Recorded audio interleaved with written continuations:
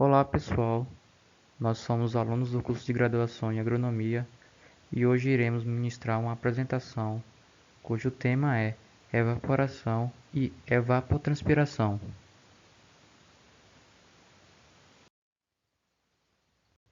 Para os fins didáticos, esta apresentação divide-se em 4 grandes tópicos que irão abordar desde os conceitos básicos sobre o tema até a relevância destes para as bacias hidrográficas.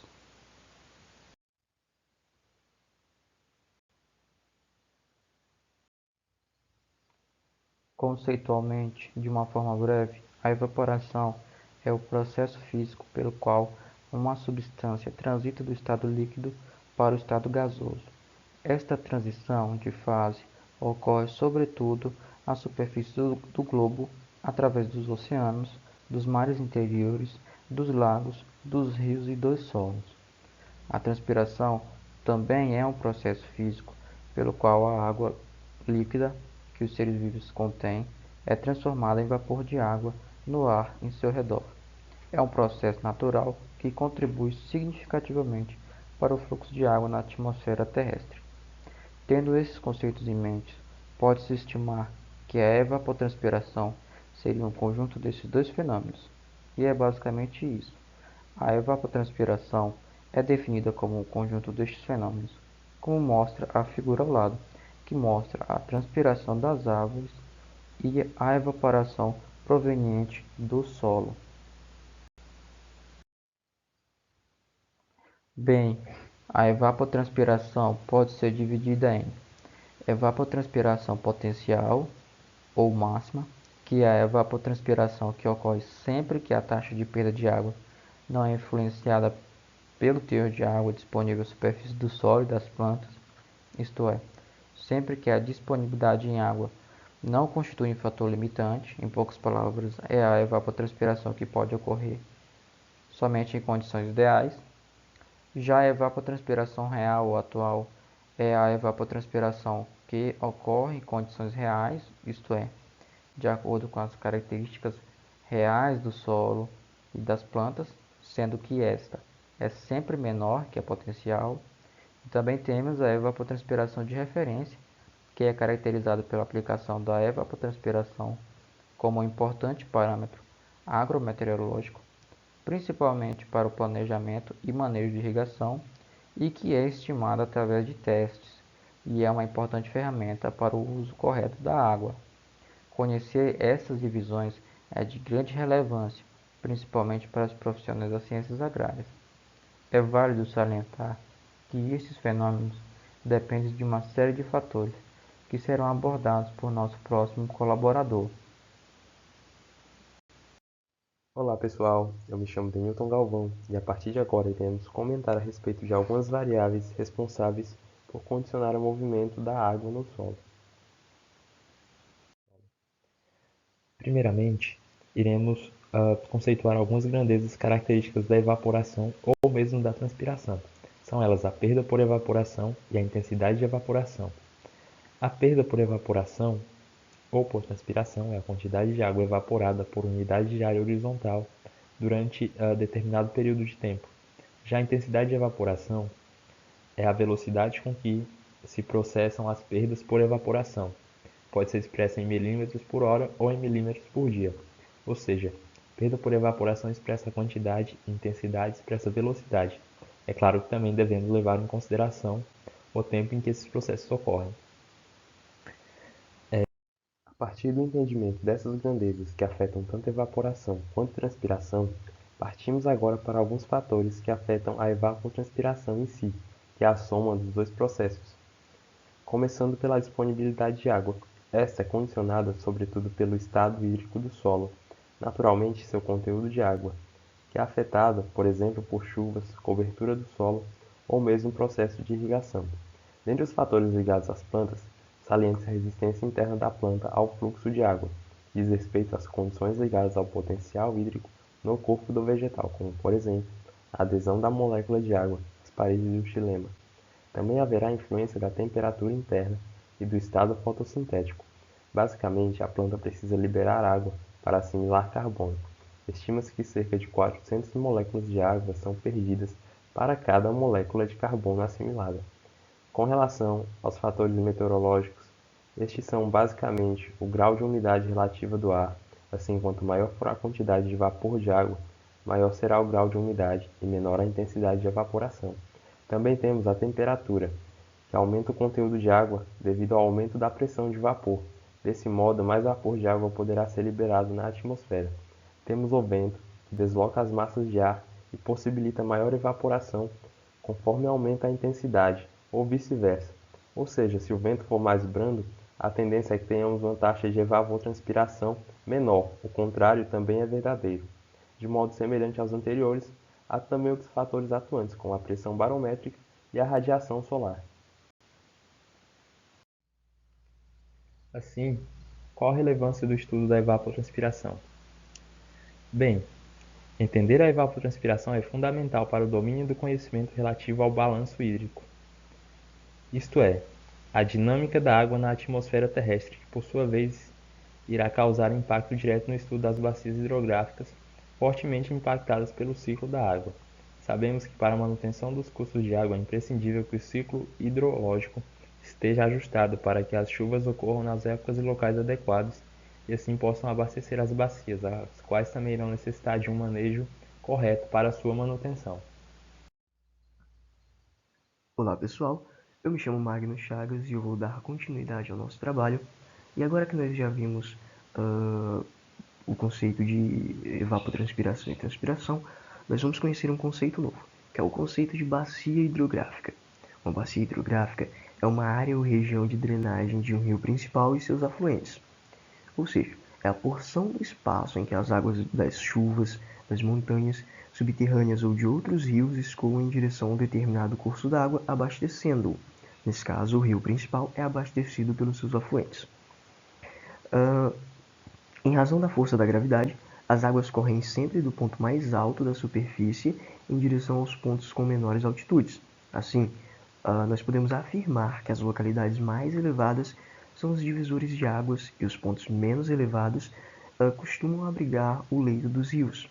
Então, os pontos mais elevados, geralmente, eles vão delimitar o espaço entre uma bacia hidrográfica e outra, de forma que a água por gravidade vai escoar até chegar no corpo principal, no rio principal, que geralmente vai estar na parte mais baixa da região. Além disso, os processos de evapotranspiração e transpiração, eles podem ser quantificados através de métodos diretos e indiretos. Bem, quando nós falamos de bacia hidrográfica, os processos que vão abastecer essa bacia hidrográfica e manter o funcionamento correto dela dependem diretamente dos processos de evaporação e transpiração. Eles vão influenciar em precipitação e coisas do tipo. Então, quantificar esses fatores é de extrema importância e nós vamos dar uma olhada nos métodos disponíveis para fazer isso a partir de agora. Bem, anteriormente nós vimos os conceitos de evaporação potencial, evaporação real, evapotranspiração potencial e evapotranspiração real. E nós temos alguns métodos para fazer esse tipo de medição. Alguns desses métodos nós chamamos de diretos, porque eles conseguem medir com uma acurácia e há uma metodologia eficaz para fazer essa determinação. Outros métodos que nós chamamos de indiretos, eles servem mais para evaporação potencial e evapotranspiração potencial, que são aquelas que podem ocorrer em condições ideais. Ou seja, nós vamos fazer predições, nós vamos propor hipóteses. Então, esses métodos nós chamamos de indiretos e geralmente eles são baseados em algumas equações, em algumas fórmulas. A gente vai ver alguns deles a seguir. Bem, a primeira forma de medida que a gente vai apresentar aqui, é importante ressaltar que há várias, mas a gente vai mostrar só algumas. A primeira forma de medida de evapotranspiração potencial é o que nós chamamos de tanque classe A ou tanque evaporimétrico, e nada mais é do que uma forma de avaliar o volume evaporado de um espelho d'água. O evaporímetro ou tanque evaporimétrico, ainda tanque classe A, é um reservatório raso instalado próximo ao pluviômetro sobre um estrado de madeira. Como vocês podem ver, o estrado é essa base de madeira, que parece um pallet. As dimensões são as seguintes: cerca de 1,20 metros de diâmetro e 25,4 centímetros de altura.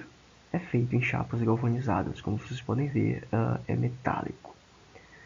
Bem, esse tanque ele vai ser abastecido até 5 centímetros da borda e as leituras do micrômetro elas vão ser feitas às 9 horas da manhã de cada dia.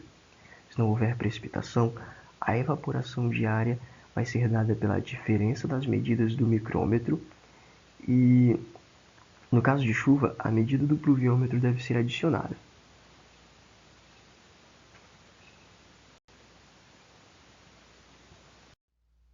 Ok, aqui nós temos uma das formas mais interessantes e mais eficazes de se medir tanto a evapotranspiração real quanto a evaporação real, que são os lisímetros. Os lisímetros eles são ambas as estruturas que vocês veem aqui. À esquerda, aliás, à direita do seu monitor, você tem a representação gráfica do que seria um lisímetro, que seria essa estrutura circular que parece uma caixa d'água, apoiada sobre um sistema hidráulico de pesagem, ou seja, de balanças, e essa estrutura toda ela é inserida no solo. Nós temos aí do lado esquerdo um aplicado a campo. Os lisímetros a palavra lisímetro deriva do grego lysis, que significa dissolução ou movimento, e metron significa mensurar. Portanto, o lisímetro é a mensuração da dissolução ou do movimento. São equipamentos instalados a campo e costumam ser bem onerosos. Podem estar cobertos ou não por algum tipo de vegetação. Por serem equipamentos onerosos, geralmente são instalados em condições experimentais para fins de mensuração de evaporação e evapotranspiração o mais minucioso possível. Alguns autores afirmam que a área de um lisímetro ela vai ser inversamente proporcional à razão da evapotranspiração. O que isso significa? Significa dizer que quanto maior a sua área, ou seja, quanto maior esse retângulo que vocês veem aí, menor é a quantidade de água evapotranspirada quando nós comparamos com lisímetros de áreas menores nas mesmas condições de campo. Os mesmos autores eles vão afirmar ainda que lisímetros com área superior a 6 metros quadrados vão ser mais eficazes em demonstrar de forma mais próxima do real possível a evapotranspiração e a transpiração e a evaporação real. Bem, a gente tem esse sistema de balanças, sistema hidráulico de pesagem logo abaixo do lisímetro, como vocês podem ver no esquema à direita, que vai fazer essa mensuração da entrada e da saída de água, do que está entrando no solo, aliás, do que está evaporando e evapotranspirando do solo.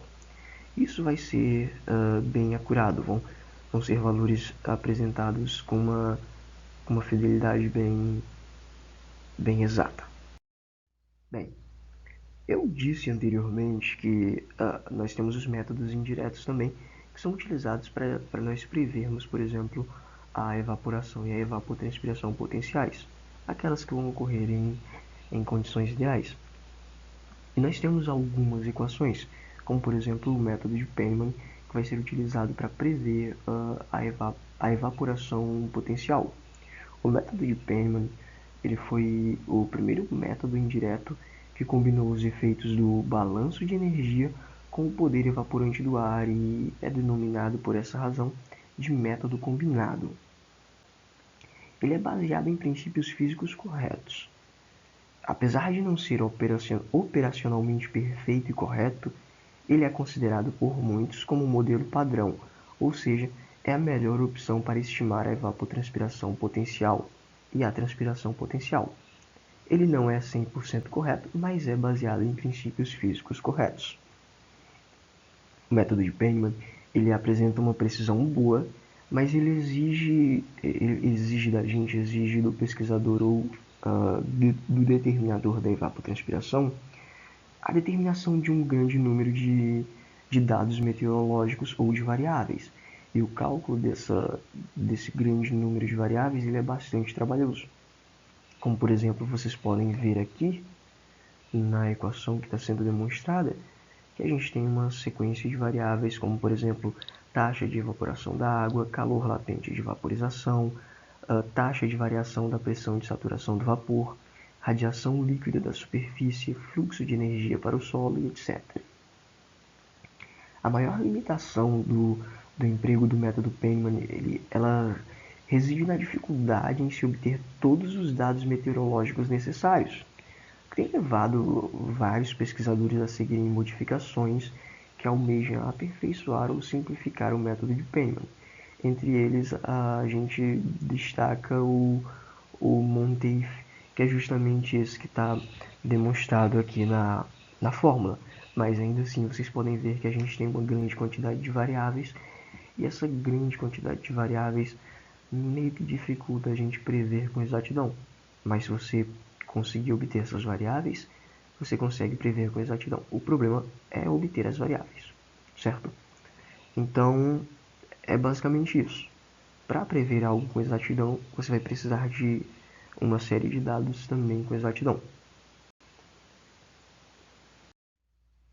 Chegamos à conclusão, portanto, de que conhecer os fenômenos de transpiração e evapotranspiração são conhecimentos essenciais não só para áreas que estudam meteorologia diretamente, como também para as áreas das ciências agrárias, por exemplo. Porque se eu tenho uma cultura e eu consegui mensurar as taxas de evapotranspiração dela através de um lisímetro, por exemplo, eu vou saber ajustar a quantidade de água necessária para a irrigação dessa cultura. Também para a meteorologia, eu também vou poder prever a quantidade de precipitação ou de evaporação e evapotranspiração necessárias para manter o pleno funcionamento de uma bacia hidrográfica, por exemplo. Coisas que vão afetar diretamente a vida de todos, desde o fornecimento de energia elétrica ao fornecimento de alimentos. Portanto, os fenômenos são de extrema importância.